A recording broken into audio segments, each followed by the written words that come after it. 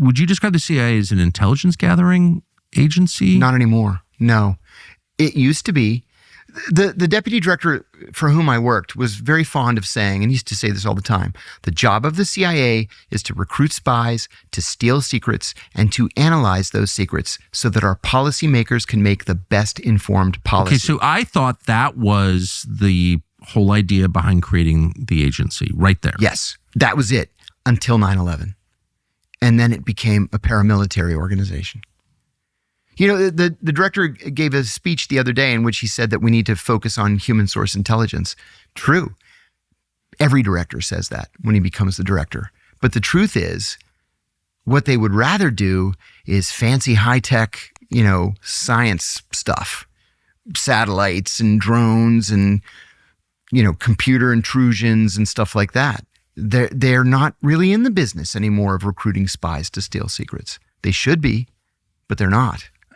Is not directly related, but we know because it's public information that somebody bet big against United Airlines and American Airlines right before 9/11. So people knew it was coming. Now, the people who planned it knew it was coming. Yes.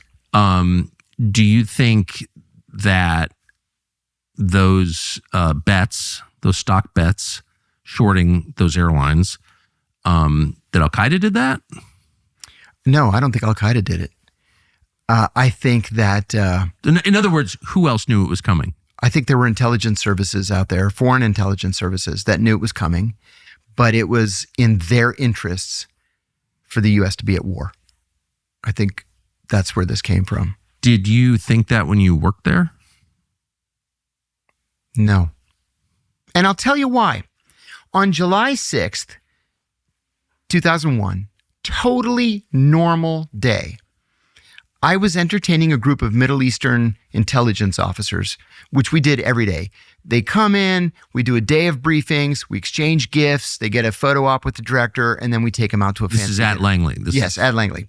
So I had this group of Arabs that day, and I had gone to this very young junior analyst on Al-Qaeda at the Counterterrorism Center. And I said, hey, I've got this delegation. Can you come in and give us 30 minutes on Al-Qaeda? He said, sure. So it comes time for the briefing. And instead of this junior analyst showing up, Cofer Black shows up with the chief of operations. And who was Cofer Black? Cofer Black was the director of the CIA's Counterterrorism Center, later Ambassador Cofer Black. He was the special coordinator for counterterrorism at the State Department. Then he went on to Blackwater and great wealth. So I jumped up and I said, gentlemen, this is Cofer Black. He's the director of the Counterterrorism Center, and this is the chief of operations for the Osama bin Laden group called Alex Station. And I mean, I had no idea why somebody as important and as busy as Cofer would come in. He sits down and he starts off by saying, something terrible is going to happen. We don't know exactly when or where, but we're hearing communications from Al-Qaeda that tell us that something big that we've never seen before is going to happen. We're hearing code words for a huge attack. The honey salesman is coming with vast quantities of honey. There's going to be an enormous wedding. There's going to be a great football match. We're hearing Al-Qaeda camp commanders on the phone with their students, and they're crying and saying, I'll see you in paradise. He said, we have no idea when and where this attack is going to come. He said, I'm begging you, if you have any sources inside Al-Qaeda, please help us. And they just kind of sat there and, looked at each other, and he got up and he shook their hands and walked out. So at the end of the day, I'm thinking about this all day. At the end of the day, I send them back to their hotel. I said, I'll pick you up at the hotel. I'll take you to dinner. But I went back to Cofer's office and I said, Cofer, I wanted to thank you for coming and talking to those guys, but I have to ask, were you serious or was that for their benefit? And he said, oh, I'm dead serious. Something terrible is going to happen. And then it happened. On the morning of September 11th, Cofer and I had a meeting scheduled with Condoleezza Rice for the stupidest idea, now in retrospect. The government printing office was going to print a volume of declassified cables called Foreign Policy of the United States, 1949 to 1967, Greece, Turkey, Cyprus. Nobody's ever going to read this thing, right? Not one person. No. Even the Cypriots will ignore it. Not interested. Right. But it mentioned 3 people who were still alive who had been informants for the CIA. And the law says that if they are outed, we have to offer them resettlement. So rather than go through that whole rigmarole, we made an appointment with Condi to ask her to National Security Advisor, thank you, to just remove those 3 cables. Nobody's going to miss them because nobody's ever going to read this book. But just in case. So I walked over to Kofer's office to tell him that our car was ready. And his secretary... So you were at Langley that morning early. I was there early. And his secretary had a small TV on her desk. You couldn't watch TV on your computer in those days. And I said, what happened to the World Trade Center? And she said, a plane flew into it. And because I'm an idiot sometimes, I said, you know what? That happened once before. In the 1930s, a plane flew into the Empire State Building, but it was really foggy and raining that day. It's so crystal clear today. How can you not see that you're flying into the World Trade Center? And then the second plane hit. We're always looking for cool companies that make products that make you feel better, and that's how we ran into Bon Charge. Bon Charge offers a wide range of products that improve your physical condition, help you sleep better, perform better, and center your mind. Recover faster, maintain energy, etc., etc. They make blue light glasses, red light therapy, a lot of different products like this. And they help you address the trials of modern life effortlessly and naturally. Now, one of the things they make is a sauna. We could go on and be boring about sauna, take one every single day. Bon Charge makes a sleek infrared sauna blanket.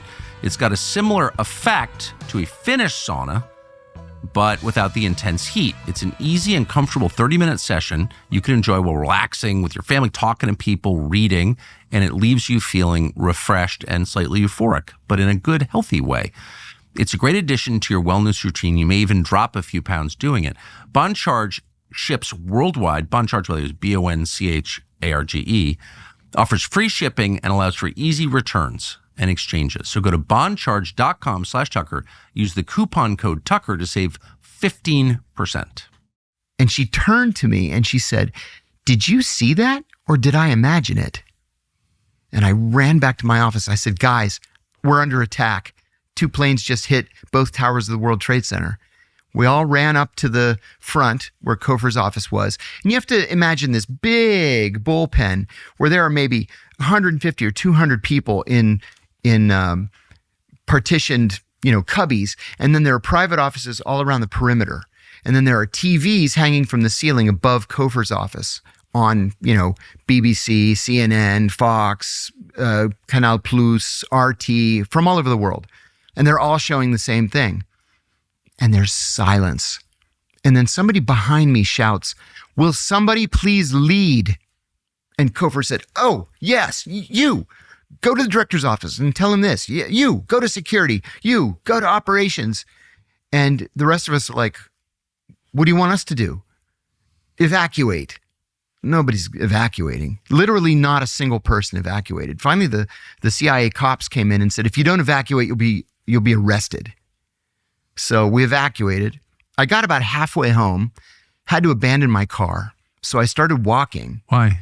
It was gridlock, like World War Z, like the end of the world, I mean, on the George Washington Parkway, which is 4 lanes, it's like 12 cars wide and everybody's just parked. That parkway passes right by the Pentagon. And that's right by the Pentagon. When I got to the Teddy Roosevelt Bridge, I lived just up from the Teddy Roosevelt Bridge. I saw the Deputy National Security Advisor with no shoes evacuating. And I said to this guy next to me, how could this happen? That's the Deputy National Security Advisor. Yeah. He ran out of the White House without shoes to save himself. I ended up, my ex-wife and I, we climbed to the roof of my building. We were engaged at the time, and we watched the Pentagon burn for a little while. And finally I said, this is ridiculous. We have to get back to work. And so I walked back to my car, drove across the median, went back to CIA and stayed there for the next 4 days. I just slept under the desk, hour, 2 hours at a time. And your fiance also worked at CIA? Mm-hmm. She did the same thing. I mean, and then, the world changed and your life in particular changed. I could never, ever have predicted the changes either for me personally or for the CIA in the country. So you didn't think, as one of the only Arabic speakers at the Counterterrorism Center at CIA in Langley, of course, you knew you would play a significant role in what came next. I expected that I would. And you did. But you never expected you'd go to prison. Never. Not in 1,000 years would I have said, I'll do the prison experience for a little while, see how that works out. Thanks for watching our YouTube channel. We hope you'll subscribe to it. And by the way, you can hit the little bell on there and get notifications every time we produce a video. We hope you'll do that also.